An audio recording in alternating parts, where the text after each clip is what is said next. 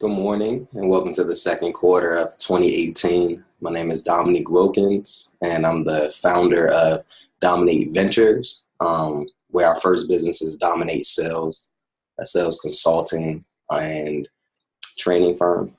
And to kick off the quarter, wanted to give some insights to jumpstarting the quarter. Starting strong is huge, and being able to carry that momentum through the whole quarter will definitely set you up for success, no matter if you're a student looking to get an internship or a job, or if you're a professional salesperson looking to get that big commission check at the end of this quarter or this month, or even if you're a business owner and you're looking to really grow the business over the next 3 months. So let's jump in.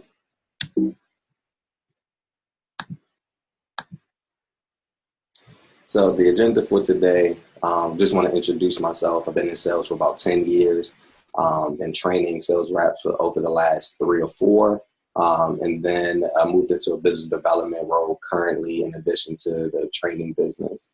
And what I love to teach sales. It's a great skill to have, and looking to really help you guys as you continue on this journey, hopefully through future trainings. We'll also go through what's called a sales blue sky, where we'll take a look at your process, kind of think about how it can be improved, and then take some steps to do that. And then we'll also take a look at the sales conversation, just taking a look at how the conversation is structured, what points need to be in every sales conversation, and making sure you're implementing that into your strategy. And then we'll also take a look at next steps as well. So before we jump into that, I want to do a quick exercise. So take a few minutes and think about how you would sell water. Now, I know it seems a bit arbitrary because water has so many different uses and functions, but think about just the process you would take to get somebody to, let's say, buy your water. Usually when I do this exercise, people try to give me the most elaborate pitch about water they can, about how nutritious it is, how to quench your thirst, how to keep you hydrated, how it's good for the body. But again, water has thousands of uses. And so usually those people who try to wow me with some type of sales pitch, they don't really get the gist, right? Because the first question in any sales conversation is being able to qualify. And being able to do that is huge because you have to be able to speak to the individual need of the person you're in front of. And so the first question that should always be asked is, what had you in the market for this particular product? So that way the prospect can tell you exactly how to sell them. They'll tell you what they're interested in, why they're interested in it, what they've tried in the past, what they're thinking about for the future. And then that'll give you a great foundation for how you can fit your product and service directly into their needs. So hope that got your brain going for this quick training. So I want you to close your eyes and clear your mind a little bit and think about the process that you use to be able to sell. What does that look like? Has it been working for you? Has it not been working for you? What's those little tweaks you can make to get a big improvement? And just take a couple seconds to think about that.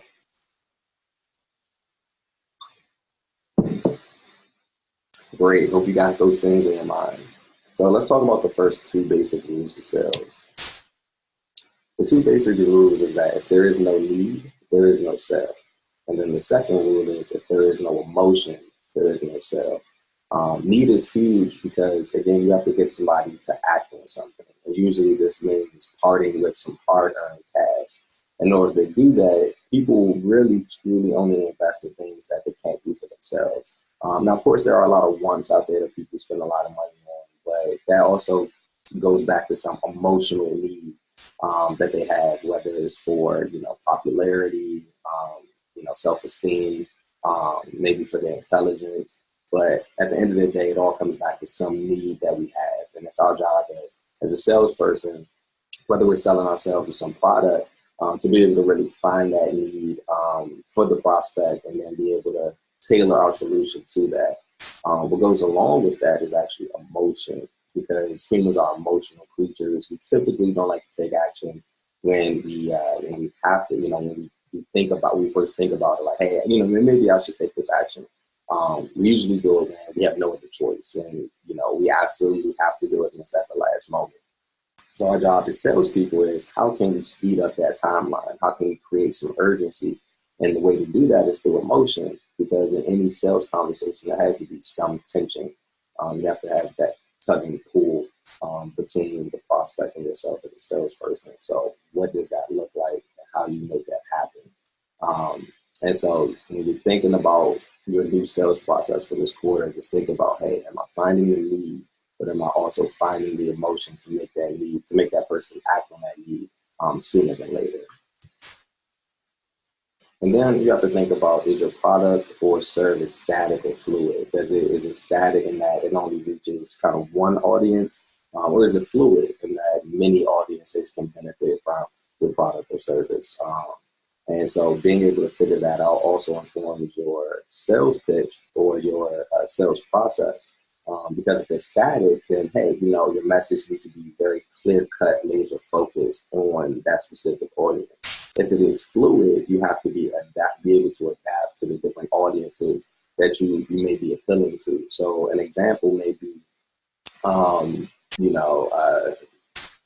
let's say it's a product strictly for construction, and it can only be used in the construction process. Then you know that, hey, the people that I'm talking to are only construction people, and I have to be able to speak that language very well. Or if it's a fluid product, let's say like a plastic bag, that can be used in several different instances. So it's about finding the right message for the specific audience that you're in front of. So just something to keep in mind: is your product or service static, and do you have to get really good at speaking to one audience, or do you have to be able to adapt to several audiences because your product or service has a wide range and a wide appeal? And then think about your true value proposition.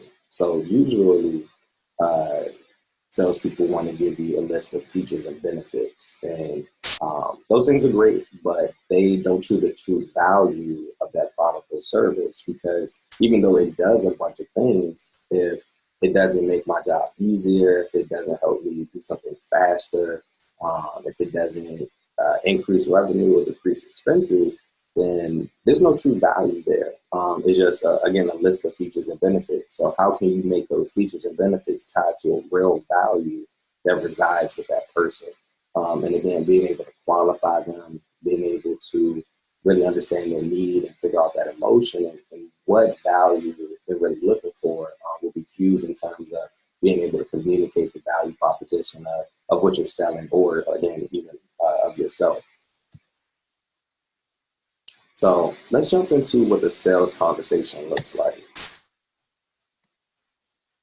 And in addition to being able to train and coach reps, I actually wrote and published a sales book in October 2017 called Dom1n8t Sales, 18 Codes for Success. And it basically outlines a 6-step sales process to help anybody really figure out what their process is, and then be able to adapt it in every situation. So again, whether you're selling yourself in an interview or for a raise, or if it's something where you're actually selling a product or service, being able to tailor your pitch, being able to tailor your sales process to your individual strengths is what the book talks about. So I'll briefly go through about 5 of these steps, again, just to help you reform and redefine your sales process for the second quarter of 2018. So the greeting. In the greeting, you really want to read and relate. So whether this is over the phone or face-to-face, you want to find some commonality between you and the prospect. This is going to help them see you more as a person and not just somebody trying to get something from them.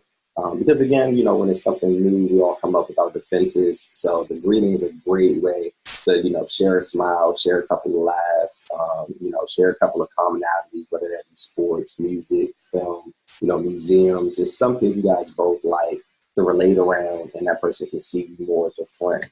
And the goal here is really to make a connection. So not just get them to like you, but make a connection in that they actually believe in you. They establish some type of trust. So that way, what you discuss going forward comes off as genuine, authentic, and they actually believe you. The second is to discover or the discovery. And that's about qualifying the opportunity that lies with that person. A lot of times the opportunity is just the next meeting. You have to be able to, to identify that and be okay with that, because at least you're advancing the ball. But also you have to be able to identify the long-term opportunity as well. Can a sale be made here? Is this person a good fit? Is their need a good fit for our solution? But also, what opportunities can they provide in the future? Can this person be a good referral source for the company or for myself? Can they really help tell our story, especially if the need and the solution line up really well? So being able to keep all of that in mind is huge. But again, during this process, we're really trying to find the pain points, or again, the need. So what is really causing the pain that the person is feeling?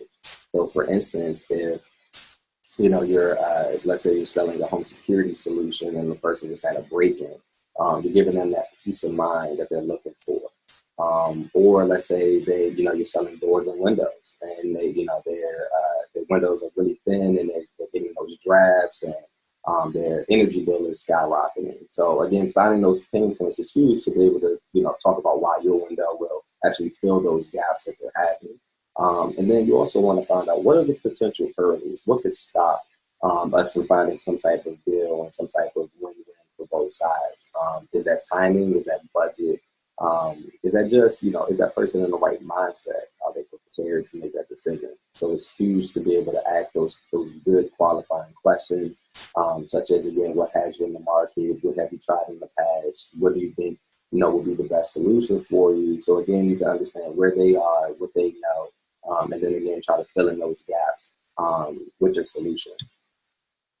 And the presentation is where you talk about how you're going to fill those gaps. But again, you don't want to just list features and benefits. That's the quickest way to turn off a prospect, because they're going to see you as just, some type of salesperson trying to speak slick to get a credit card for them.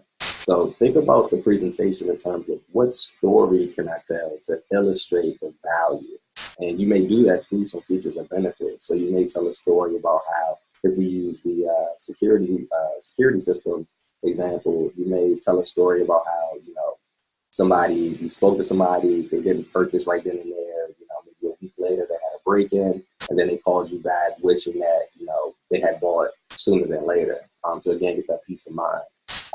Or again, if it's the doors and windows, then you'll tell a story about how there was somebody in their shoes who was, losing a lot of money for their energy bills because their windows were insufficient.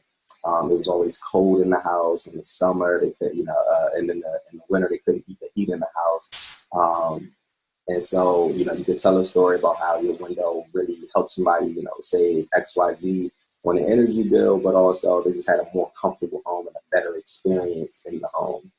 So again, the story can really, take that person out of the sales conversation, because again, we all like stories going back to elementary school, going back to our childhood, because again, we're captivated by what's going to happen next and what was the result of the story. And so in sales, stories are huge, because again, it takes that person out of what we call the reptilian brain, where they kind of have their arms up, they're really in defensive mode, and really open up to you. Because they're interested in the story, they see themselves in the story, they see how your product or solution can have the same benefit it has for somebody else. And then at the end of the presentation, don't be afraid to talk about price. Be very confident in your price and the value that it has. If you told a great story, if you illustrated how the features and benefits tied to a true value for that person, and you hopefully want the value to outweigh the price. So that way, when they hear your price, it's like, oh, that's it. That's all it takes. Yeah, I'm ready to go. I can afford that. Even if they don't, still be very dedicated and committed to your price, because you want to hold the value. And we'll talk about finding the deal a little later, but when it comes to the presentation part of it, they have to believe that people pay what you ask for the product or service. Or again, if you're doing this for an interview for yourself, because if they don't, then, why should they pay anything, right? So just keep that in mind. When you're presenting, your solution, use stories, use analogies. So again, you can illustrate, take that person out of the sales conversation, and really be able to see themselves benefiting from your product or service. Now, when it comes to overcoming objections, and you're probably always going to get objections, so be prepared for them. Um, the thing is, a lot of salespeople, they actually get frustrated at this point because, hey, I found the need, we have some connection, I did a great job of telling the story, and it seems like they like the price, but they're just not ready to move forward. Why is that? And a lot of times, as salespeople, we can get frustrated at this point because we feel like we did such a great job, they should just be ready to go. But I would challenge you, especially in this second quarter, as you get ready to really jumpstart and take off, is to ask more questions at this point. Really understand what's holding this person back from taking the next steps, especially if you've done a great job at the other steps in terms of qualifying, really finding that lead, and then telling great stories in the presentation and holding price. And then don't be afraid to challenge the prospect. One thing we talk about is, selling by benefit. Hey, you can gain all of these things by us working together, but don't be afraid to sell the fear. What's the risk of doing nothing? You're having this pain. You've been looking at solutions. You haven't made any decisions. We're speaking now. Seems like a Fisher decision. So again, what's the risk of doing nothing? How much longer are you going to stay in this situation that you don't like? And what can I do to help make this transition a bit easier? So again, asking those right questions, being able to challenge the prospect respectfully, because again, our job is to get them to make a decision sooner than later, to really put that urgency in there. And that's where the close comes in. So when it comes to the close, you always want to assume the sale. You never want to say, so does that sound good? Because you're giving them the opportunity to give you a negative response you may not be prepared for. So you always want to say, hey, so, would you like to get started this day or that day? Options are huge in being able to close because it doesn't box the person into, just one thing. It gives them the illusion of having an option of them making the choice and making the decision. So that's a psychological point there. But also as you're closing, remember to reiterate the value. So, hey, you love this about the product, you love this about the solution.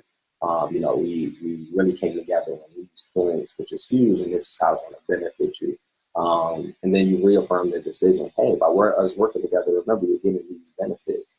And as you close, that's huge because, again, they're making a decision that's uncomfortable for them. They're, doing something new or trying something new. They're parting with their hard-earned money. So by assuming the sale with some options, reiterating the value, and reaffirming the decision, you're really just making them feel comfortable to take that next steps. You may offer them some type of incentive to, go ahead and get the deal done, whether that's some type of discount, extended trial, what have you, based on what you can do. But it's huge to be able to hit on these 3 points during the closing process to really firm up the sale. So we've kind of talked about, we've talked about our process and, and went through an activity on how we can improve that process. We also looked at the 2 rules of sales, which is, need and emotion, and how you can better find the need and better create emotion. And then we kind of walked through the sales process and the conversation, everything from the initial greeting to closing and how we can improve at each stage there.